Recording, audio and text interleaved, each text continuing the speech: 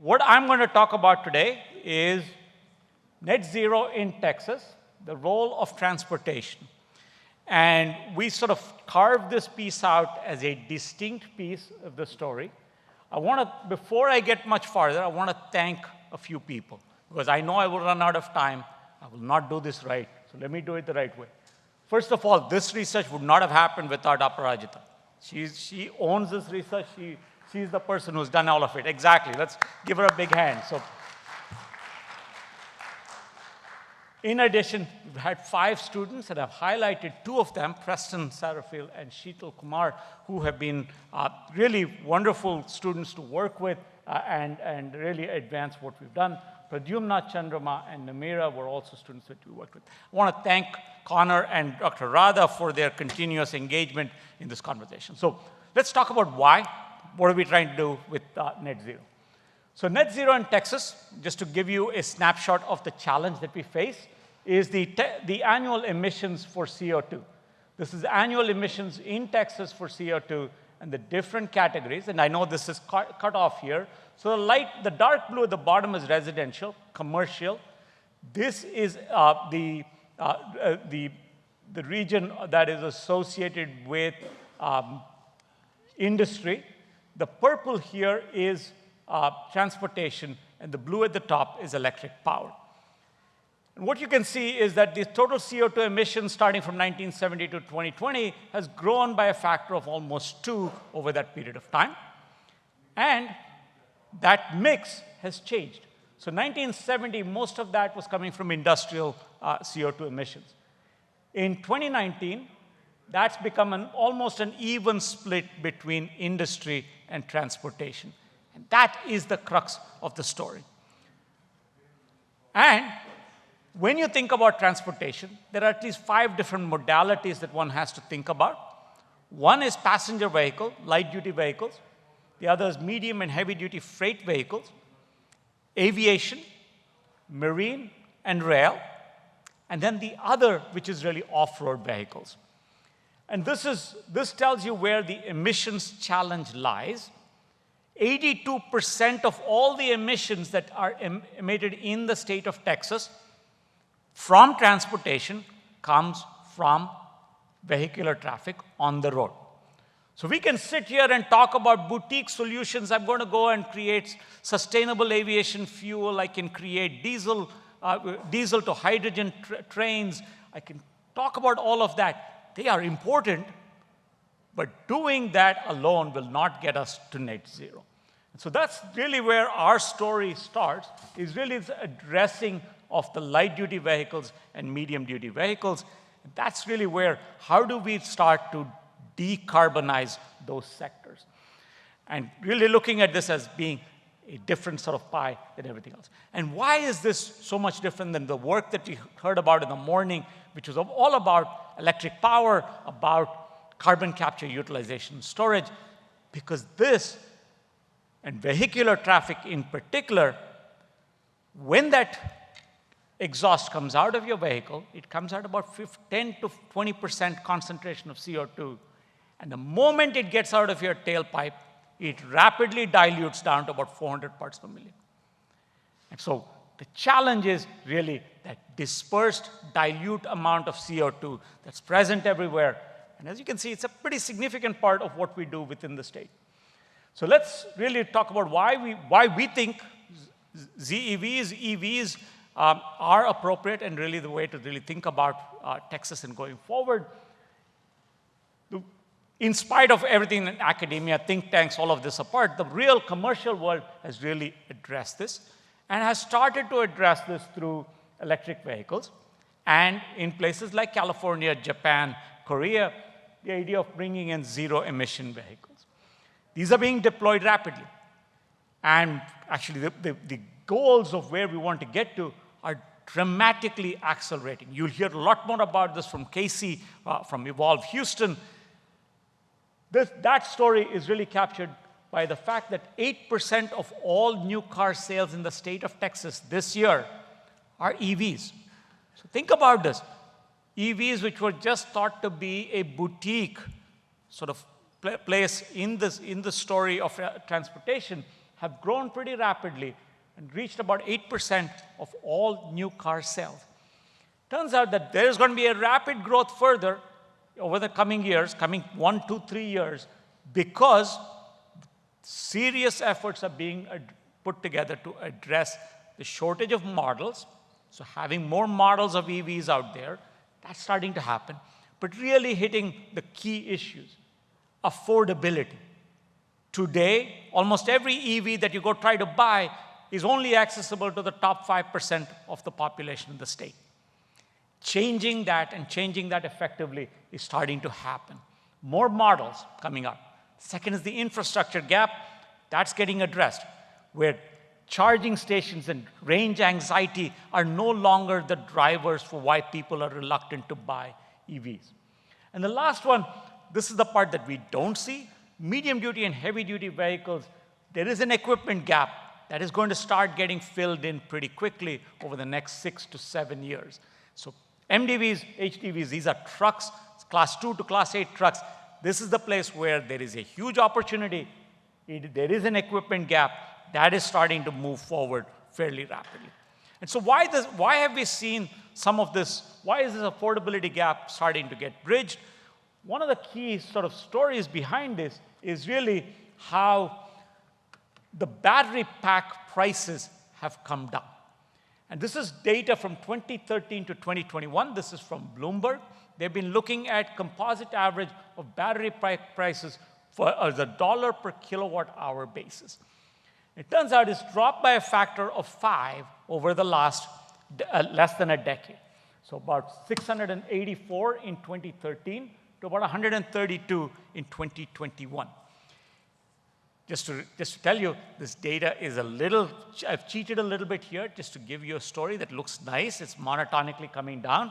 It turns out 2022, that price actually went up to $150 per kilowatt hour, and that's largely because of the fact that the minerals associated with the EV batteries are certainly in short supply. So this kind of cost curve is what we've been used to seeing for things like solar energy, for wind power. We're starting to see this for battery technologies. The real place where this starts to compete on a cost basis with IC EVs or IC engine vehicles is when it gets to about $75 per kilowatt hour. So not a huge factor, a factor of 2 to get there. That starts to get you in the realm where the price competitiveness of EVs could be dramatically better. That's where a lot of effort has gone in over the last few years. Also, huge opportunities have come about because of the 2 federal stimulus bills. The infrastructure bill, which is called the IIJA, has led to several sort of categories of investments in Texas. This is all in Texas. The federal highway programs put about $27 billion over the next 5 years. Public transportation, about $3.5 billion. Airports, about $1.2 billion. See infrastructure being addressed, and perhaps the most important one over the next 5 years is about $410 million in EV charging across the country. This is dedicated to Texas. Texas can also participate to get some of this $2.5 billion that is dedicated for EV charging. Lots of things for infrastructure, including one for weatherization programs, which starts to address some of the long-term issues. So weatherization, we could start to think about one thing that we'll talk about at the end of my talk here today, is this vehicle-to-grade setup where we can use vehicles as storage to really deliver.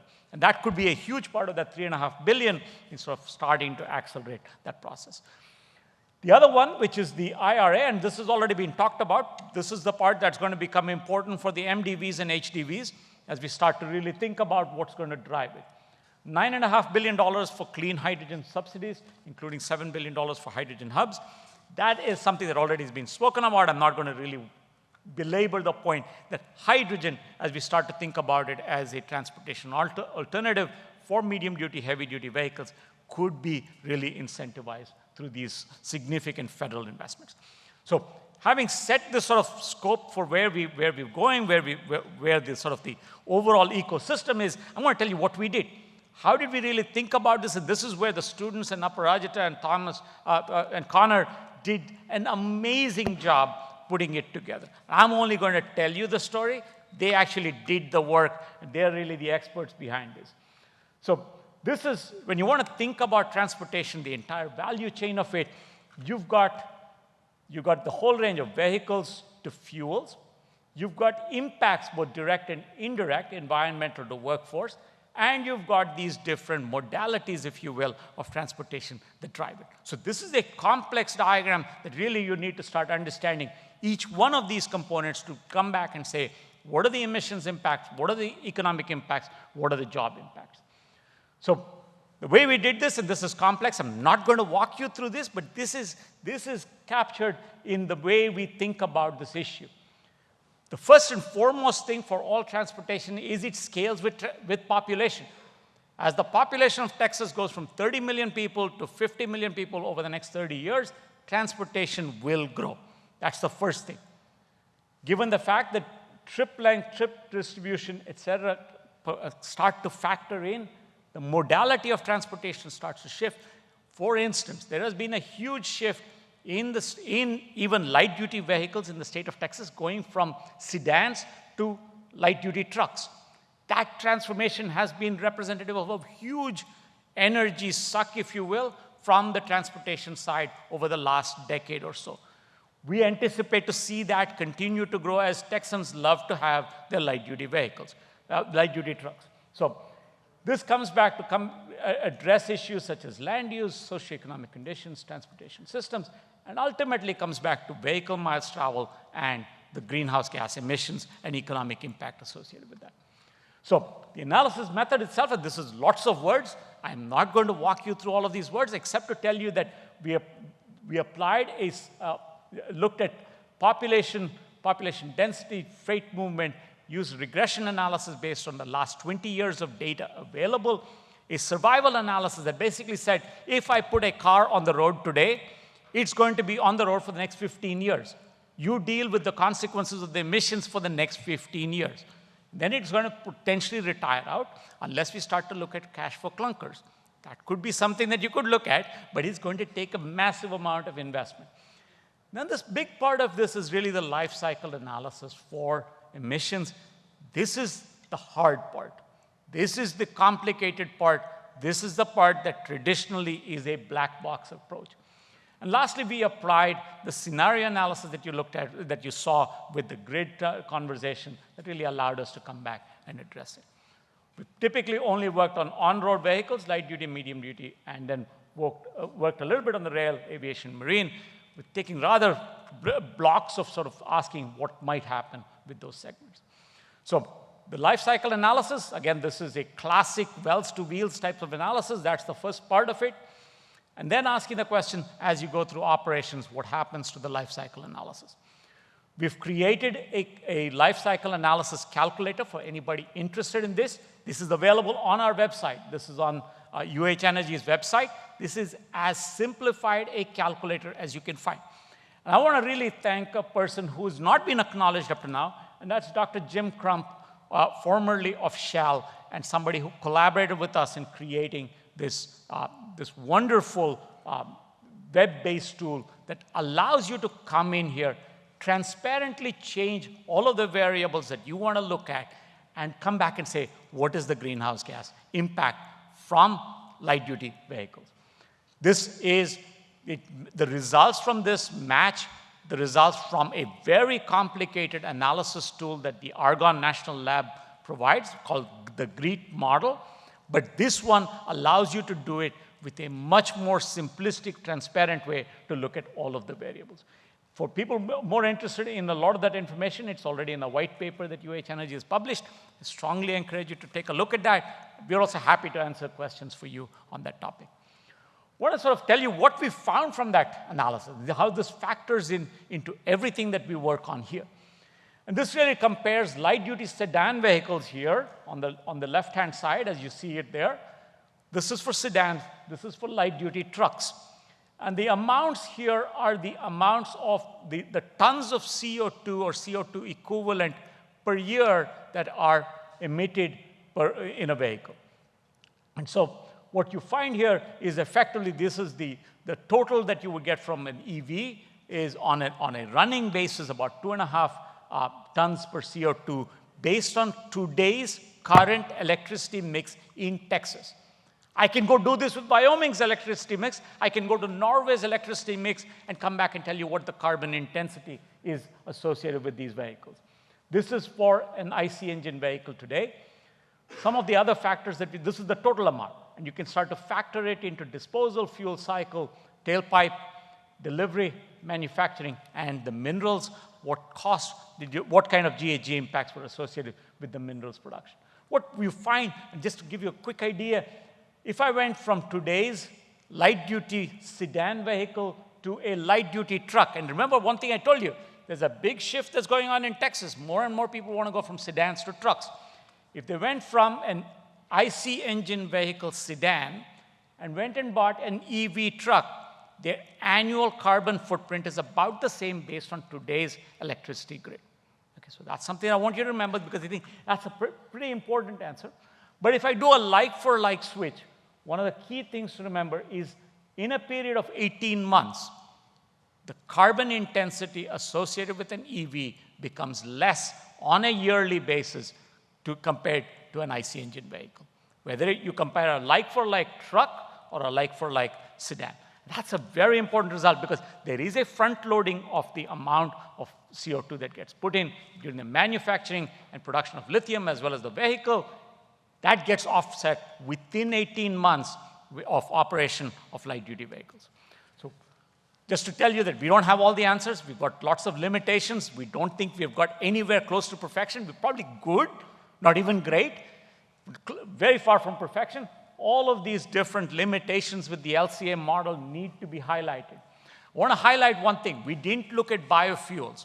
And the reason we did not look at biofuels and biofuel drop-in replacements is because the carbon footprint associated with biofuels today is either comparable to hydrocarbons that you extract from fossil energy or maybe even slightly higher.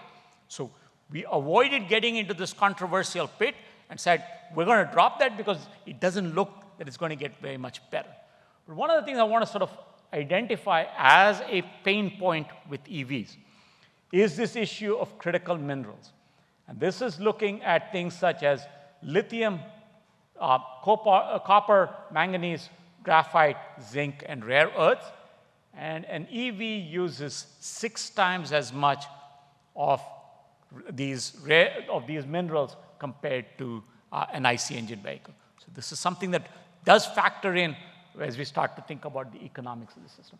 So last thing, and this is something that we are woefully poor in, and I want to put this out as a challenge that we're going to have to take up. And that is the end-of-life status of batteries and the materials associated with them. Their true recycle, reuse, disposal is extremely poorly quantified in most life cycle analysis methods that are available today. We are doing no better than that. I want to tell you that this is not an easy topic to take up when you start to think about the end of life of any of these things. For instance, and I'll just throw one example for you, and I know I need to move quickly because I'm taking up time from the panel. When people started to think about small modular reactors, the idea was that the nuclear waste associated with small modular reactors is going to be way less than what you get from large nuclear power reactors. A detailed study done by a graduate student at Michigan over a 5-year period went back and established without any doubt, without any of the caveats that I'm putting up here for the end of life of batteries, that in fact, the end of life nuclear waste generated from small modular reactors is likely to be 5-fold higher than that from traditional large nuclear reactors. That's the kind of thing that needs to get done for EVs and EV batteries. It is not something that you try to do in 5 months. It takes PhDs and multiple PhDs and in-depth sort of analysis of what it takes to really get there. So we looked at this with 3 different scenarios. I'm going to try and walk you through this quickly because in the interest of time. But essentially, we looked at business as usual, which is looking at penetration of electric and zero-emission vehicles as business as always. 2 sort of accelerated strategies, one that says that zero-emission vehicles entirely by 2050, another one much more aggressive by 2040, we get to zero-emission vehicles. That's the kind of things of all new car sales will be zero-emission vehicles. That's what, for instance, Britain, much of Europe has really come back to. So what does that impact mean? And just to give you an idea of what that means in terms of just population growth, the number of cars on the road, this is just looking at light-duty vehicles, will go up from 19.5 million today to about 22.5 million by 2050. That vehicle will be, those vehicle increases will also be sort of simultaneously, you will see increased retirement of vehicles, assuming a 15-year lifespan. And in terms of these three business as usual 2050, 2040 models, what do we see of the new fleet coming in? New EVs in the LDV fleet are likely to be about, say, 60% in business as usual, 100% by 2050 for the 2050 model, and by 2040, 100% in the 2040 model. So obviously, obvious data, but this is sort of the kind of thing that we can do. What does that mean to the total collective cars on the road? I want to walk you through this because I'll just walk you through the green data here. The green data looks at the IC engine vehicles in the 2040 scenario. They start off at about 20 million, and they drop down to about 2 million by 2050. If I go with this really aggressive strategy of saying all my new car sales by 2040 will be electric, I still have 2 million IC engine vehicles on the road. No cash for clunker program, you've got that problem associated with it. And simultaneously, you see this increase in the IC engine, the EVs that are being put there. So what does this mean? I'm talking about big numbers of cars. What we really care about is greenhouse gas emissions, right? And so that's really the story that we really want to talk about. We want to look at the emissions that start off about 115 million tons on an annual basis of CO2 from transportation, light-duty vehicle transportation. When you start to look at, based on the current electricity mix with all of those changes in the cars, you drop the total greenhouse gas emissions by a third. So I want to remind you, by 2040, I've gone to 100% EVs, 2 million IC EVs are on the road.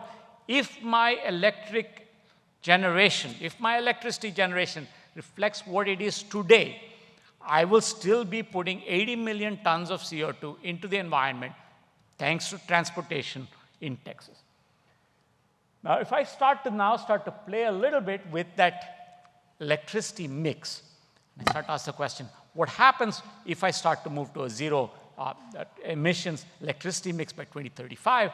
Then I can start to see that the lowest emissions that I'm going to come to is about 40 million tons of CO2 equivalent by 2050. So transportation has a big challenge.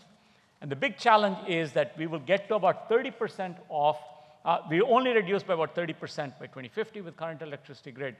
We need to remove 40 million tons associated with transportation, usually that's being released to the environment.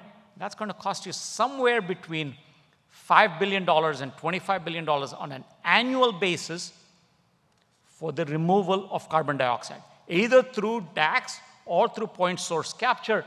That's the cost you're looking at, unsubsidized cost. Okay? The last one, and this is just adding a part for the MDVs, is that those will give you an additional billion to 5 billion per year in the removal of carbon from the vehicle systems. Couple other things, and these are related to infrastructure. I just want to put these up because these are important considerations that we've really put into the analysis. One is asking, what is the cost of putting chargers? Level 2 chargers and DCFCs that are electric vehicle chargers. What you find here is if you look at the 2040 scenario, you see a peak in the number of chargers being put in by 2040, and then you start to see a decrease. See a total cost that's going to peak at about $1.5 billion for just the DCFCs by 2040. And when I integrate and get under the curve here, somewhere between today's $20 billion and $35 billion needs to be spent on charging in the state of Texas to get to where we are. Okay? Just, again, data. This is data that is in the spirit of how Chuck McConnell thinks about it.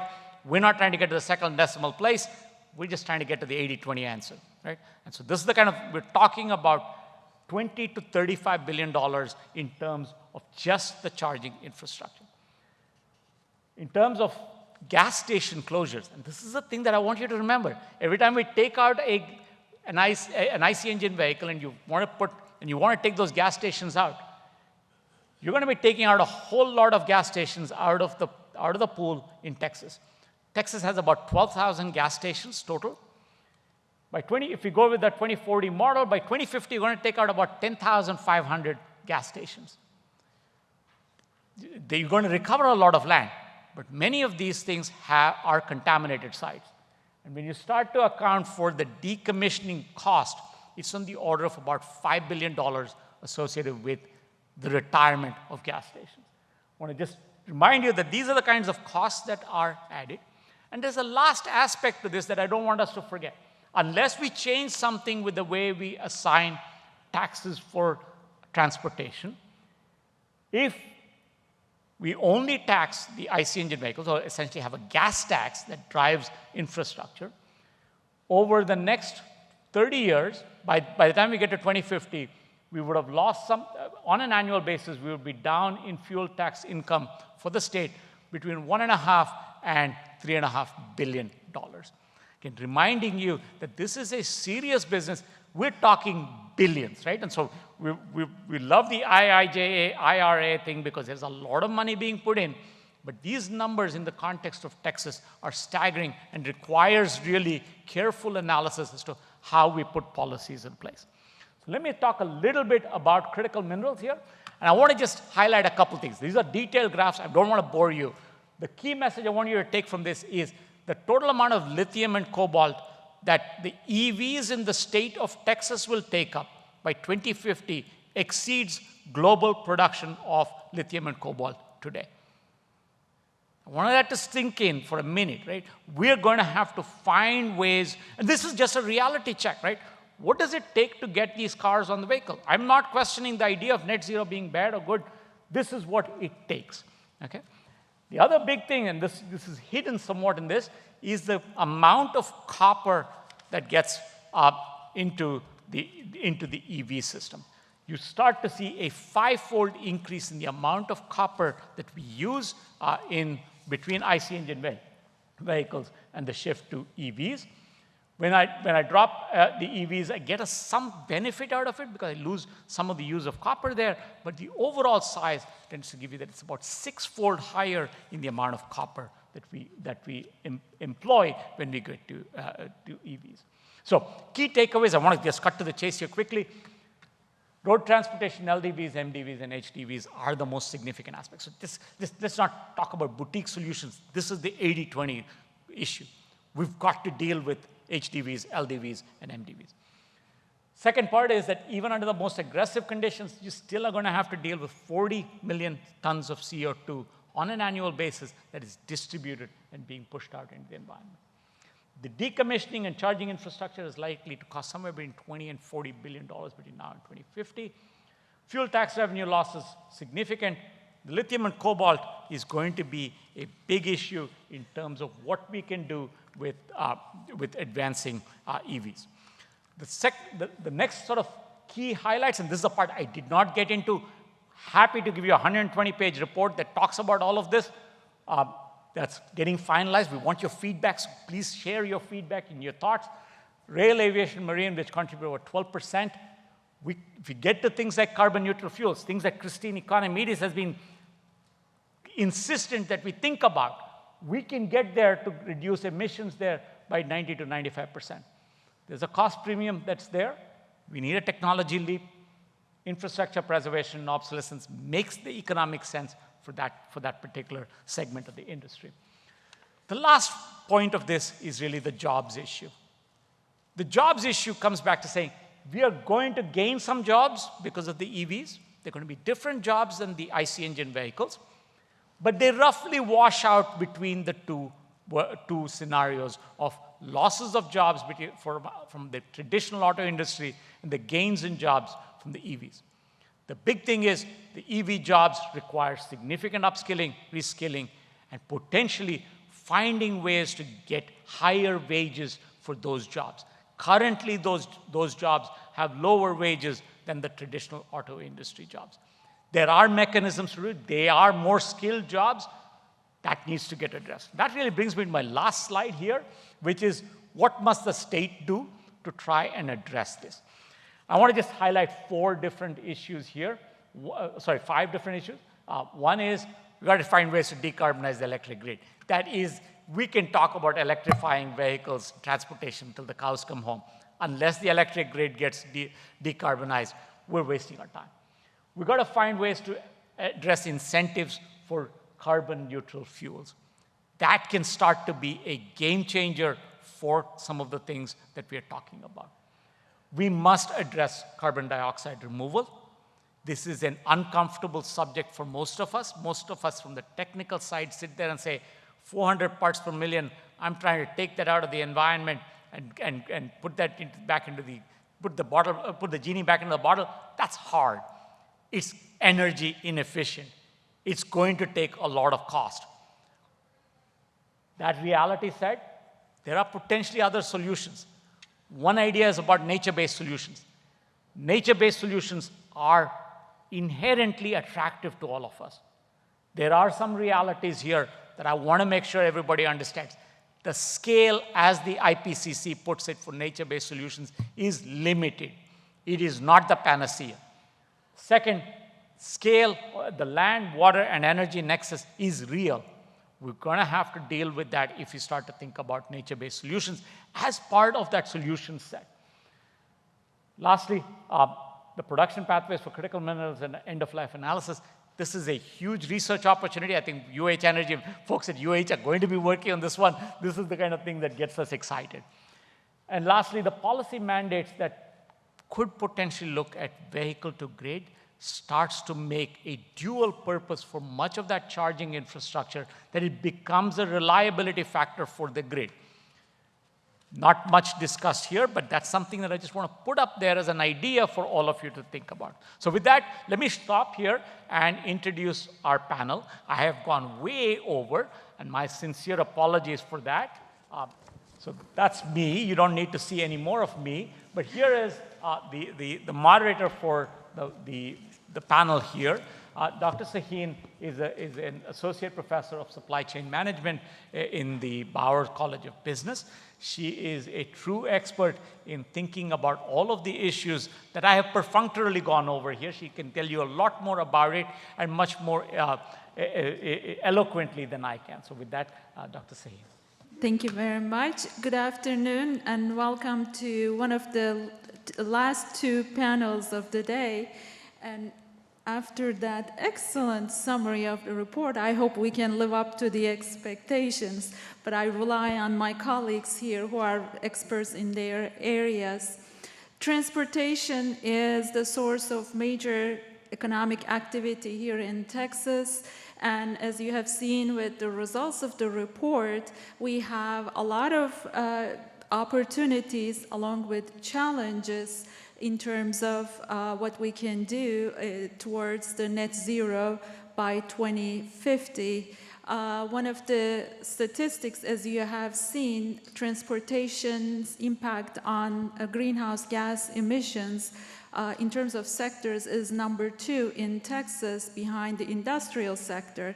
And in the state, being a wide, large state, we have the largest vehicle miles traveled, and we have an economy that is growing, as well as with that population is growing, and that's bringing more pressure in terms of what we have here and in transportation.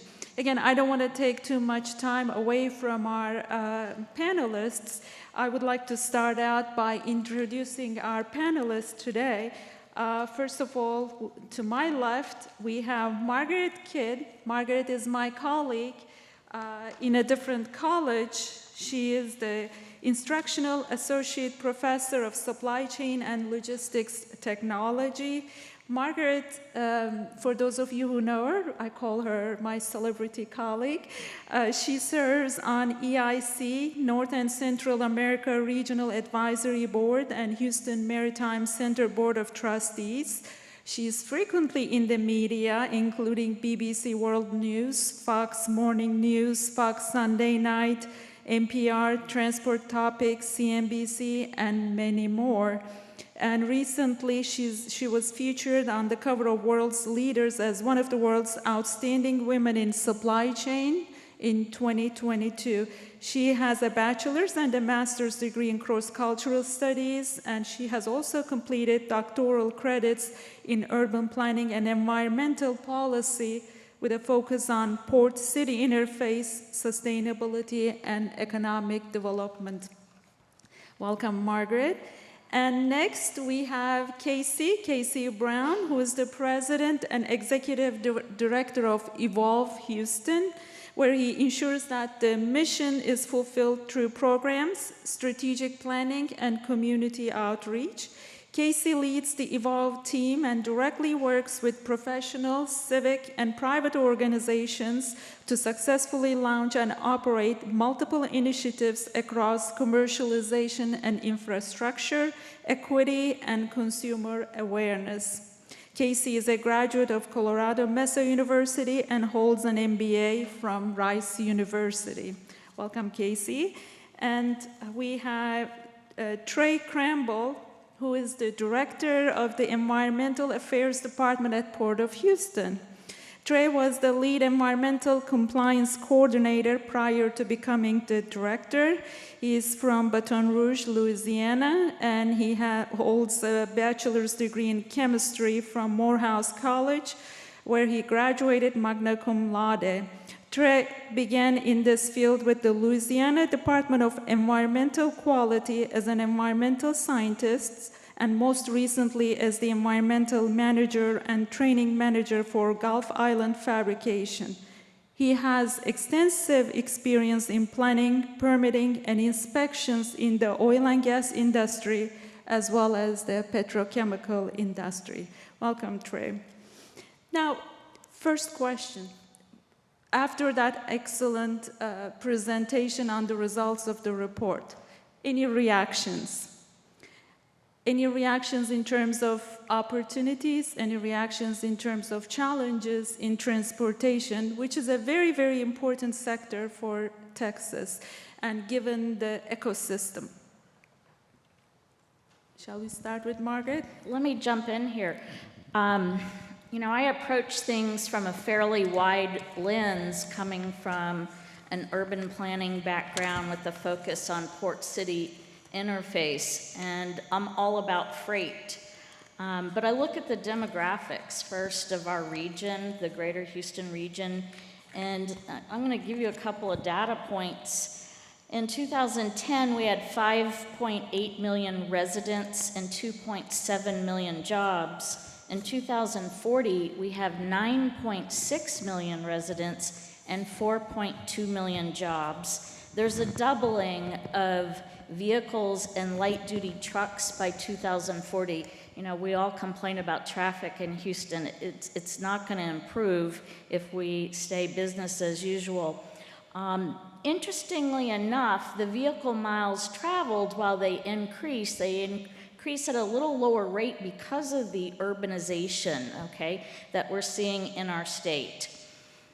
Next, I would emphasize, because again, everything for me is about freight movement, and really looking at economic development along with that. So Texas remains, for the last 20 years, the #1 export state of goods in the country. And in fact, it is more than California, New York, and Louisiana combined, 20 straight years. And you think about, you know, having Port of Houston, Port of Freeport, Port of Corpus Christi, Port of Beaumont, and such a positive business environment, there's no reason why people aren't choosing our state. But added to that is we're seeing just record number of corporations relocate to Texas. Last year, there were 62 relocations, and we've seen a plethora of chip foundries coming into the state. This is more manufacturing for our state, more goods to be shipped out of the Port of Houston, right, Trey? I mean, this is good stuff for us, but you know, the other side of that if we look at freight movements in our region and kind of a 2007 to 2035, you'll see that 45% are freight's just coming here, so it's probably getting exported. 32% is outbound, so something's coming into the port or it's getting manufactured and going out. 12% is interregional. That means it's getting manufactured here and we're consuming it here. And 11% is just traveling through, right? That's a lot of traffic, and we anticipate freight to continue growing. But think about this. It's all about the trucks. By 2035, 88% of movement of goods, of freight, by value is by truck. If we look at it by volume, that's 54%. And I think the timing of this conversation and the growth of trade that we've experienced in this region is extremely timely. I mean, we can't keep putting off kicking the ball. We've got to catch up with Europe and really start employing some best practices.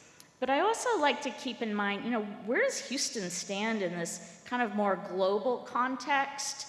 You know, my area of study is ports, so I look at all this data on ports all the time, regularly, and I look at Port Houston and I think about their connectivity to other ports globally. And the United Nations did a report about a year ago, and they ranked the top 50 ports by connectivity, and Port of Houston is ranked number 13. And the ports that are ahead of Port Houston are ports like Shanghai, Antwerp, Hamburg, Hong Kong. We're talking global cities. Does Houston feel pretty global? I mean, from where it was 20 years ago, I would say yes. But then if we scale this a little different and just look at connections between ports through transshipment, Port Houston moves up to number 7.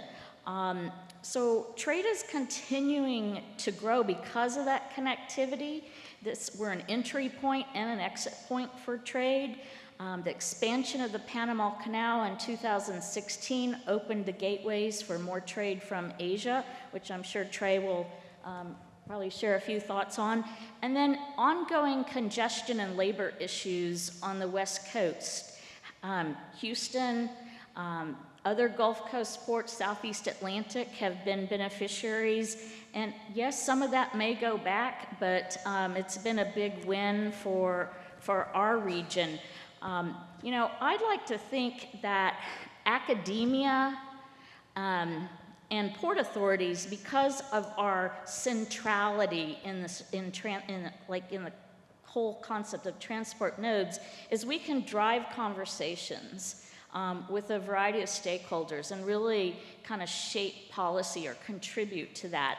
And, you know, I love it when I get an opportunity to talk to groups and, you know, just talk about freight, talk about, you know, I mean, there's so many different angles how you can address freight. But I'm gonna close with my opening thoughts on one thing, and it's a case study, and I know Trey knows who I'm gonna be talking about. Port of Houston had their first electrical vehicle drayage truck, and it was a friend of mine. He has a trucking company called Sunburst Trucking. It's a family-owned company. It was in partnership with Nikola, that's a manufacturer of electric trucks in Arizona. And so, you know, I talked to him before, you know, I came over here today, and he and I were actually on an infrastructure panel last month. And I said, well, you know, give me a breakdown of these costs. I mean, what are we really talking about? I don't want to look this up on the internet. I want to know real use case numbers. And so here's what he said. This new potential truck was going to cost $480,000 versus a regular drayage truck, which was $150,000 to $200,000. Secondly, the charging station in his facility, just for the one truck, was going to be around $80,000. And then there was the installation, which could be another $25,000 to $50,000. Then the other issue was on his first run, which was from Port of Houston to Austin, there was nowhere to charge the truck in Austin, and they had to go 30 miles north to Round Rock. So certainly this need, there's an infrastructure need, also a cost. But I'll close on this thought. The trucking industry in the United States is very fragmented. It always has been. 97% of the industry are mom and pop shops that own under 20 trucks, and 90% have less than 6 trucks. Now, you can do the math. What do you think the credit facility is for individual companies with 6 trucks to go out and borrow $3 million? So, we've got to come up with some creative solutions. California certainly has been addressing this, and this is where I'm going to stop. Thank you. Thank you, Margaret. Trey or Casey? Maybe we should start with Trey, following up on Margaret's Port of Houston comments, maybe? Yeah, thank you. And thank you for allowing me to be here and being on this panel. Great individuals on this panel who I've spoken with before. And Margaret really teed up a lot of great information there that I can just kind of expound on a little bit. With my background and expertise with the port, as she said, the port has grown exponentially. We can talk about the region, but I'll talk more about the port. When I started at the port in 2015, it was our first year of reaching 2 million TEUs, which is kind of what we measure ourselves by. Those are the containers, right? 20-foot equivalent units. And we had just reached that mark, and it had taken us, 10 or 15 years to just get to that.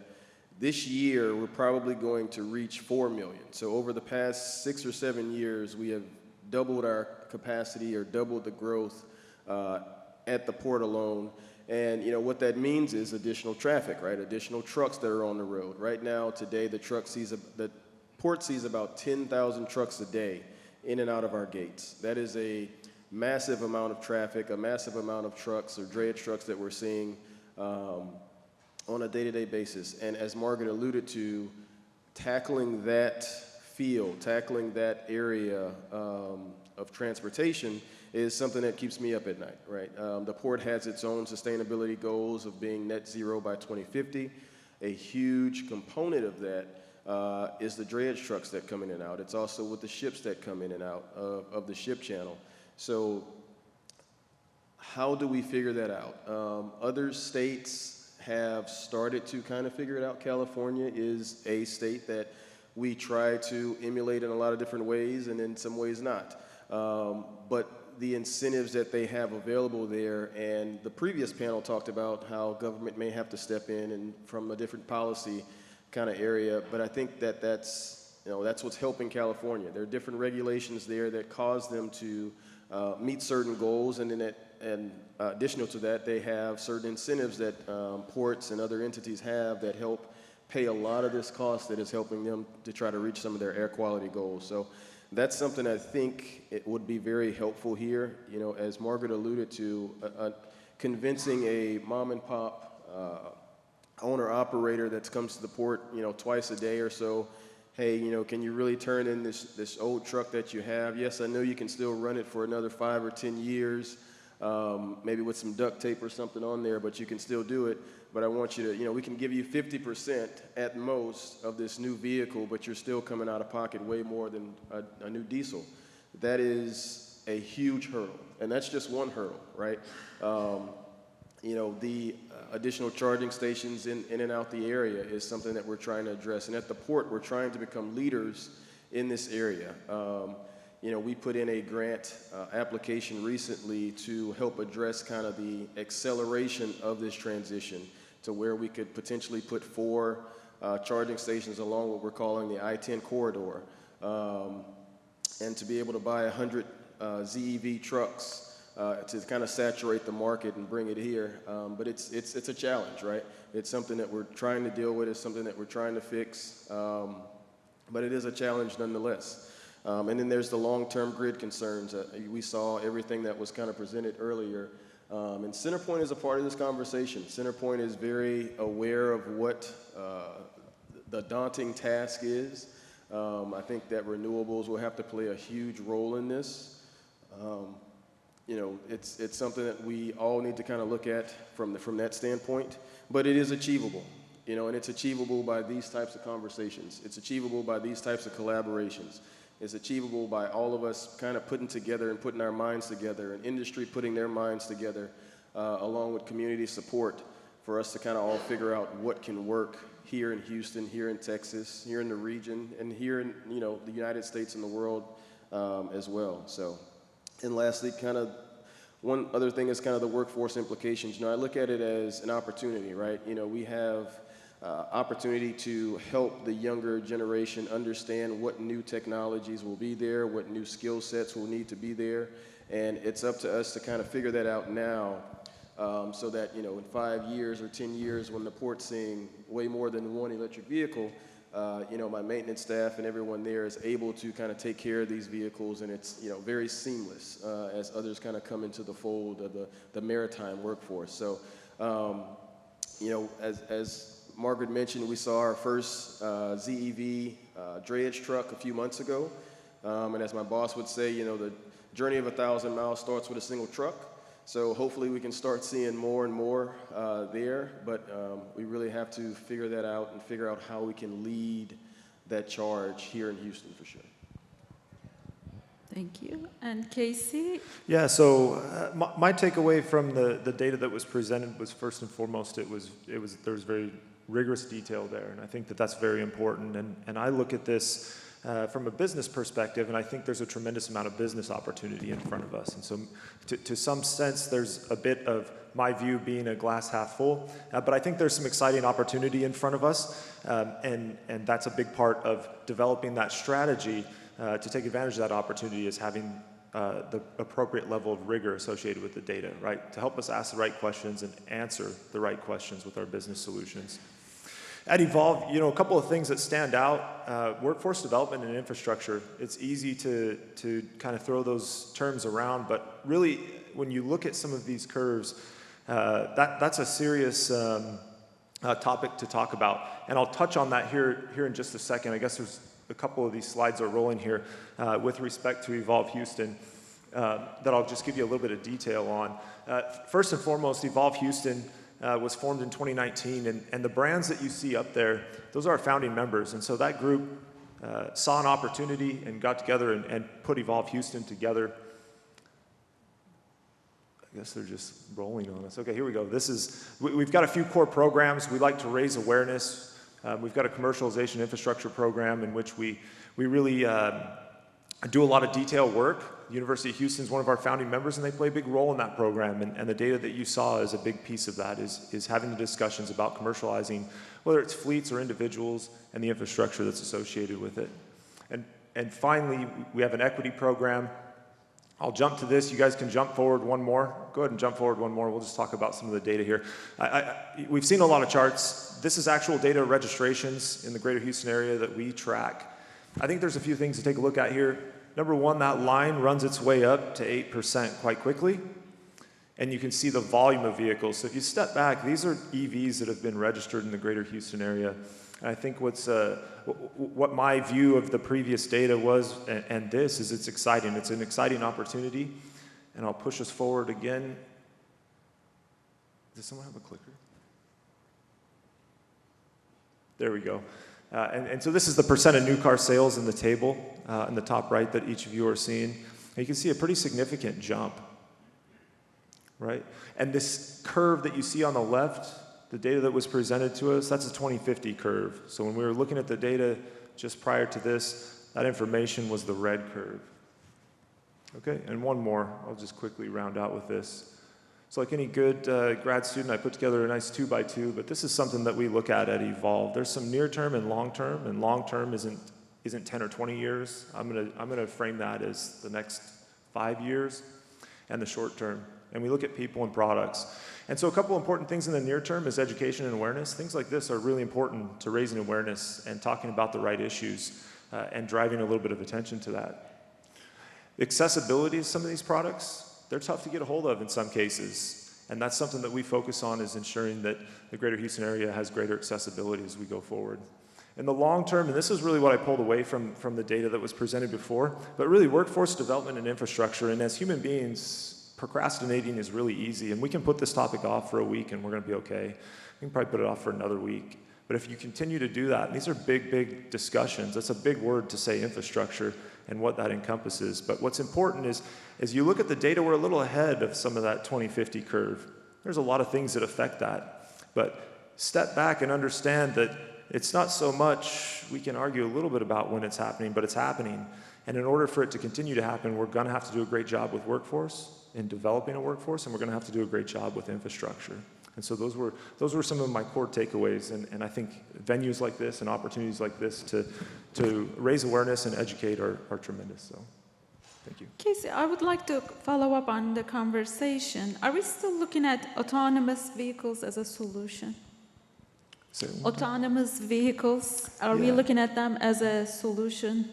Yeah, so I think autonomous vehicles comes up all the time. And when you start speaking about autonomous vehicles, there's a significant level of speculation that does start to roll into this. So do we have autonomous vehicles today that people are testing and developing? Yes, we do. How does that fold into Houston's roads and the greater Houston area and a bigger picture? That's tough to say right now. What I can say, and it's important to understand, is to begin to position yourself to understand that technology, it's not being dreamed up, it's being tested and it's being developed today. So I think that being prepared for that strategically from a business perspective gives you the opportunity to be successful in some of those. Yeah, let me jump in here. I had the opportunity in January, my colleague Dr. Henson and myself were in Las Vegas at the Manifest conference, and every one of the autonomous truck companies were there with live models. I got to climb in my first 18-wheeler in high heels. But what I find really exciting, not Las Vegas, but the fact that all of these companies are doing their pilots in Texas. That should tell you something. Well, obviously, if you've driven from Houston to El Paso, autonomy sounds real attractive, right? Driving through the streets of Houston, a little controversial. But I think we're at exciting times. I think the technology is there. It's being fine-tuned.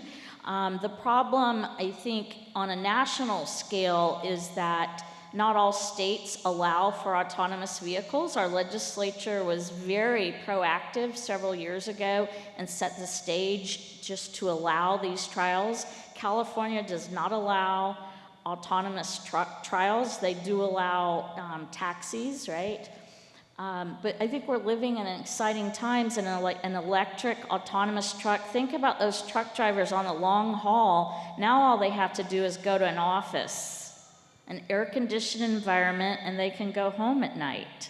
So it's a solution to our shortage of drivers eventually and an aging workforce in that sector. And I'm looking at the questions from our audience, and one of the questions is there a coalition of ports and airports across the nation to have a consistent set of policies, tools, and partnerships towards heavy-duty vehicle electrification? Good question. There are several, I guess, unofficial collaborations that are happening. And you'll hear me say this a lot, but collaborations is going to be so huge, and everyone trying to figure this thing out, right?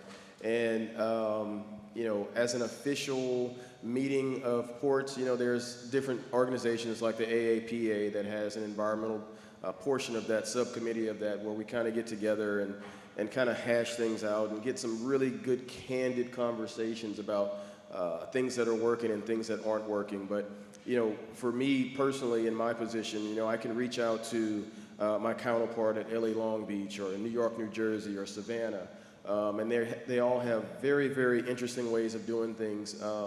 You know, it's, you know, the old saying is, hey, if you've seen one port, you've seen one port. So everybody kind of does things differently, but there's a lot to gather, especially from an environmental standpoint and from a ZEV standpoint, that a lot of other people are doing. So, you know, in a nutshell, yes, there's a lot of unofficial conversations that are happening between the ports, and it just needs to continue. It will continue. You'll be surprised at how transparent a lot of folks will be. There's not a lot of keeping things close to the vest, so to speak, which is very, very, promising, right? Different entities have, great things going on. At Port Houston, we feel like we have a lot of great things going on, but we're not perfect. So we can learn from what others are doing, and others can learn from what we're doing, even mistakes as well. So we'll continue to speak with other ports, not only around the country, but in Texas as well. Freeport and Corpus Christi have a lot of great things going on as well. So it's an exciting time to kind of share that information, for sure. Fonda, the College of Technology is now on our 4th year of hosting the Port of the Future conference, which this year will be at the Hilton. We have ports coming from all over the world. We have faculty throughout the university speaking at the conference. It's 3 days. I would really encourage folks that are interested in learning more about the port sector to consider attending. It's very interactive, lots of dialogue in the hallways. Everyone's super approachable, and I'm very proud of what has happened with this conference. Great. Casey, anything to add? I would say just maybe a big picture here is, what's being discussed up here is a big transformational change over a relatively short period of time versus how we've arrived at where we're at, and I think that's pretty exciting, and that there's a lot of opportunity in that, and part of who we are at Evolve and that sort of structure and how a public-private collaboration can play a role in that is to help accelerate some of the discussion and help facilitate and catalyze some of the adoption. And so I think that when you look back at the founding member group that we have, right, when you look at the Shell, NRG, Centerpoint, University of Houston, and the City of Houston, there was a vision there that understood that kind of organization could help facilitate some of this. And so as Trey talks about, some of the organizations that are out there, again, I just remind everyone, in a frame of reference, this is happening quite quickly relative to a timeline of where we're at. And sometimes there's unique organizations that can jump in there and help facilitate in those spaces. Do those organizations look like they do 20 years from that point? That's tough to say. But can they help today? As we start a transformation and the wheels are moving, they certainly can. So. Great. As I'm looking at the questions from the audience, one of the main themes that comes up is the charging time as it relates to electrification. And in fact, one question is, one of the points and the challenges that hasn't been mentioned is the changing time, which can take hours. How much of a challenge does this present? And to follow up on that, somebody asked, if you park your car, for example, on the street overnight, how would you charge your car? All right, so those are some great questions. There's some really innovative and interesting discussion going on. I don't want to dive too deep into that detail, but when you're talking about parking on a street and some of what our greatest minds and greatest investors in Houston are looking at, we're addressing solutions to allow people to charge when they park on the street overnight, right? The technology that you see in electric vehicles is really, really interesting. So if you get a chance to ever interact personally with one, I'd certainly encourage you to do so. It's a vehicle, but the technology involved in it and the technology involved in charging, that's moving at the speed of tech. Where we might be used to seeing and what we all grew up with in F-150 driving down the road and how that changed between 1997 and 1998 and so on. And so I would encourage everyone to understand as well that the charging technology is changing quite quick. There's different levels and speeds that you can charge at. And that's really predicated on how long your vehicle is going to be parked in one location, right? And so many people that drive EVs, it's extremely easy to go home and plug your EV into the wall. And your stops at convenience stores, I joke with people and say it's just when I need a bag of M&Ms, right? And so there's a little bit of use case involved in that, but the charging technology, the vehicles are beginning to take on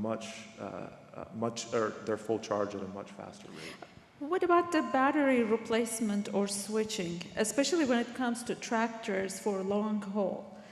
Instead of stopping and charging these tractors, what is the possibility of swapping out the batteries, and where are we with that? I think there's some really cool technology around that concept in general. Those vehicles do exist where you can swap batteries out. How we approach that to sort of a heavy duty or medium duty vehicles, I think is still, I think there's a lot of room for that technology and that sort of idea to play a bigger role into that. So when you look, I would say, when you look at swapping a battery, it's a very quick process. But there also has to be a specific use case for that. And when you start looking at business use of vehicles, there's a wide variety of missions that each of those vehicles serve. And so it may be a technology that applies to a large portion of what you see today in medium and heavy duty. Yeah, I just kind of want to echo what Casey's talking about. You know, those are very great questions and very good concerns, but there's so much, and this is, as he mentioned, this is moving so fast and so rapidly, and the technology is being advanced so quickly and for all different types of applications, right? That, you know, I think the fastest charge now can probably do it in, what, 20 or 30 minutes for full charge. So it's not it's got to sit overnight kind of thing anymore. And this has just happened over the past several years.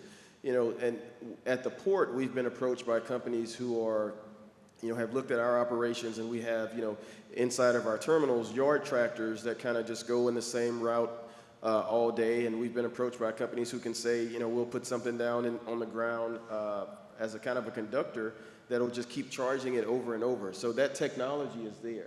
That technology is being,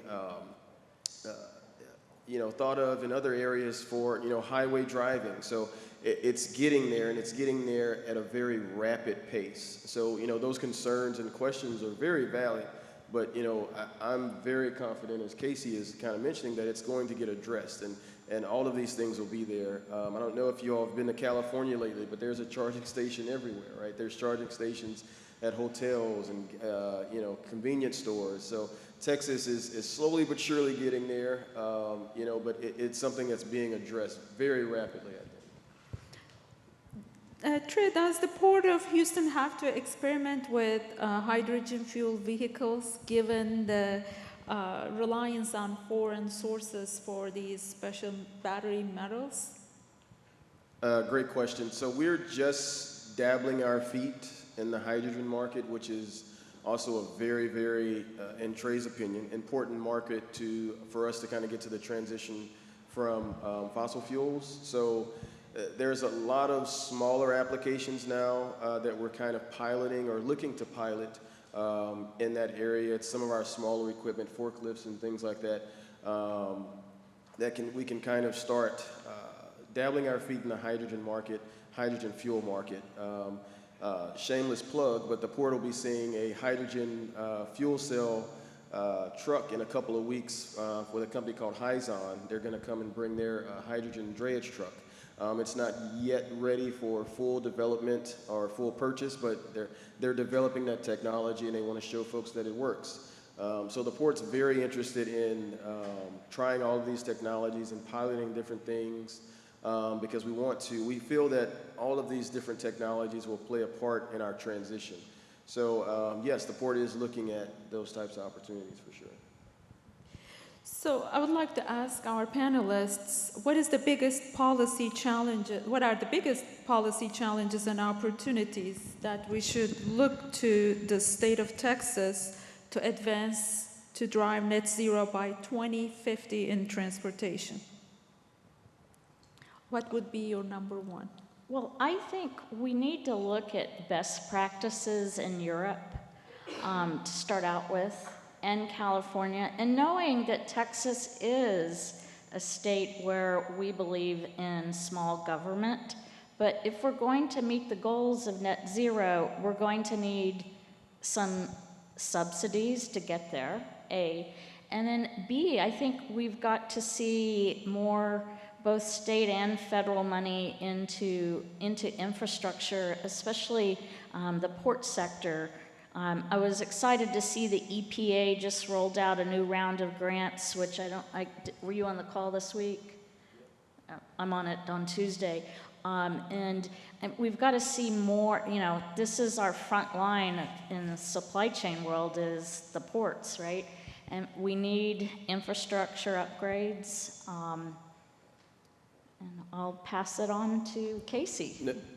Oh, I'm sorry. Go ahead, Trey. Just piggybacking, you're absolutely right. The subsidies and the support. You know, I keep reaching out to California, not that they're better than Port Houston, by the way, but the fact that they're able to do so much within their confines of having subsidies. I think last year they had about $80 million in sustainability projects to move towards their net zero goals, and 60 million of it was subsidized through grants and other opportunities through the state. That's amazing, right? That's a no-brainer from an operational standpoint. And you know, like Margaret mentioned, you know, looking at best practices, that's a best practice that's working, right? And you know, just the support from a governmental you know, area, which may not be an easy task, but it's something that, you know, we definitely have to look into. So, you know, being able to provide a trucker here with 80% of a cost or 90% of the cost of a new vehicle would be very, very helpful as we try to accelerate this transition. So I like that subsidies and support it would be top two in my mind for sure. Yeah, there's not a lot to add to that. I think I would totally agree with both of these two. You know, when you start looking at providing some support, and I'll go back to just what a quick transformational change this is, right? We're driving around on reservoirs of electricity now, and we didn't have that before, not long ago. We've had water towers to hold water and turn our tap on when we need it. But we've never had the ability to individually have a reservoir of electricity, and I kind of say that tongue-in-cheek in some senses. But in order to make that big change, I completely agree, right? I think that there's great opportunities to help facilitate that. You see some of those today. Is there more opportunity?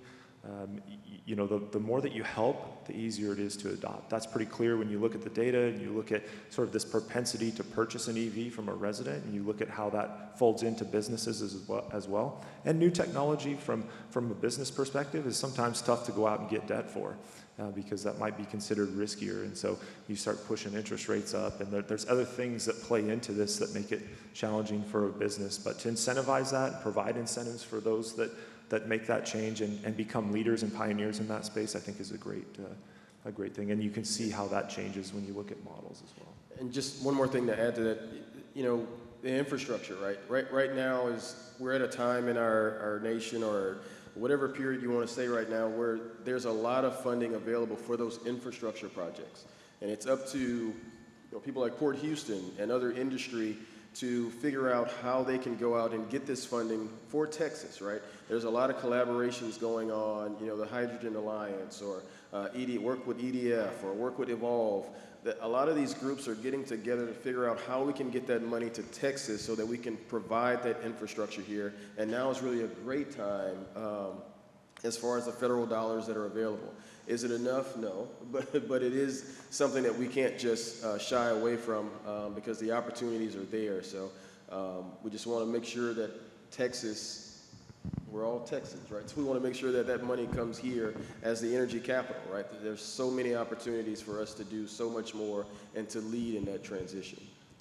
On that note, I would like to circle back to EVs, electrification, and the charging infrastructure. What about rural Texas?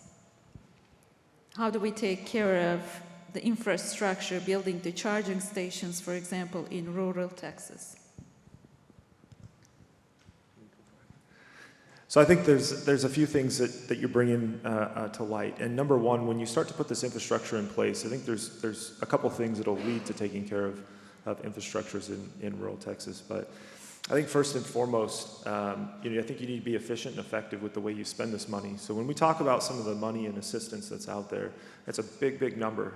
And again, we have to reframe ourselves and understand that that's actually a very small number.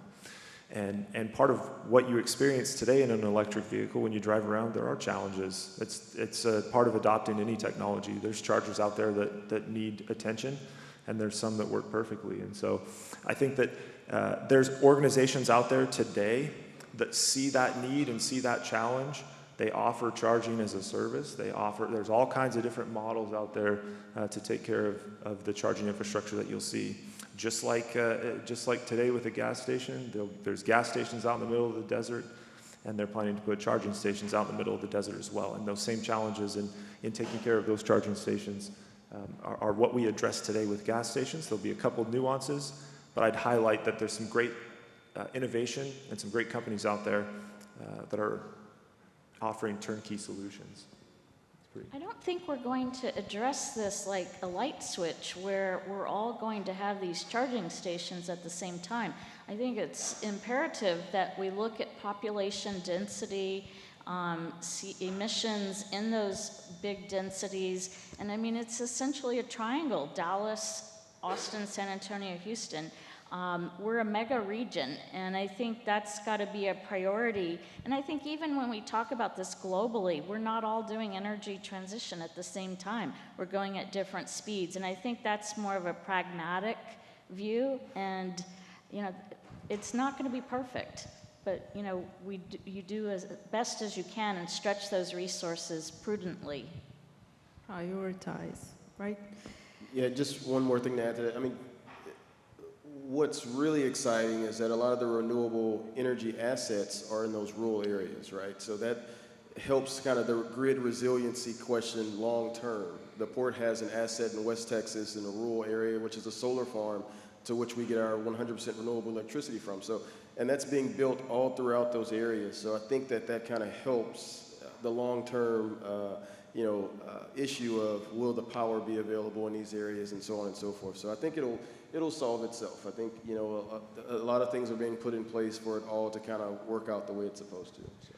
And just one last thought there that I wanted to highlight that Margaret said that I think is really worth highlighting is that this isn't just sort of like it's all going to pop up, right? There's a lot that goes into this. There's a lot of strategy and investment and planning, and I think she's spot on, and that's something that we have to consider.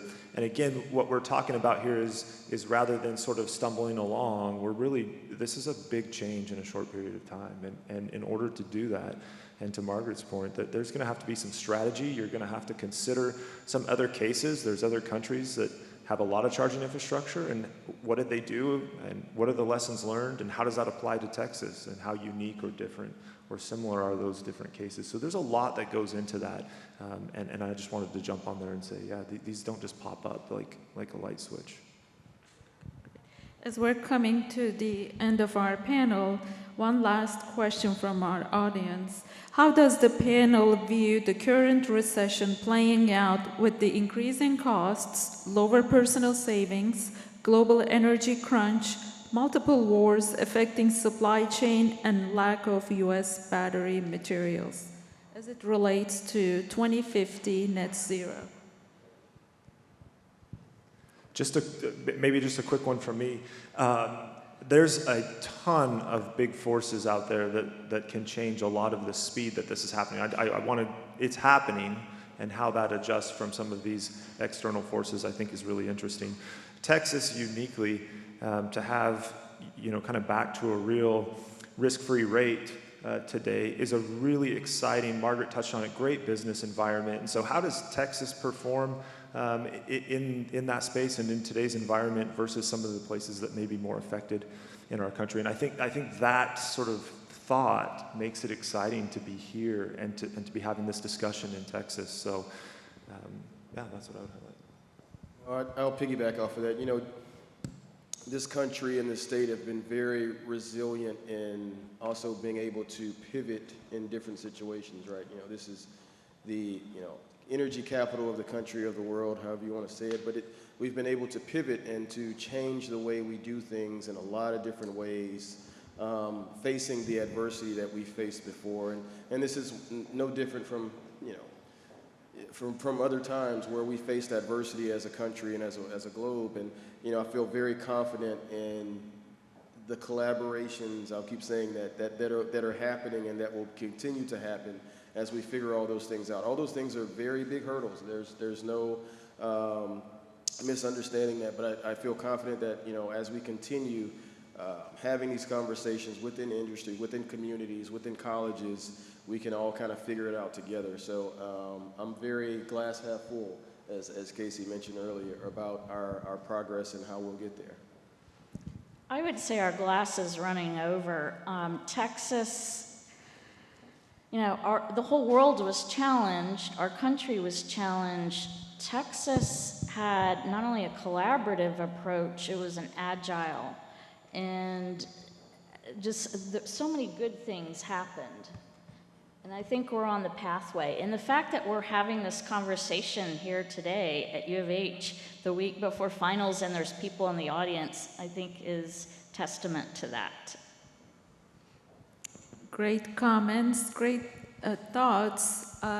We live in a very exciting state with a lot of opportunities. I agree with our participants. I think we're on the right track, and hopefully we're going to gain speed on that.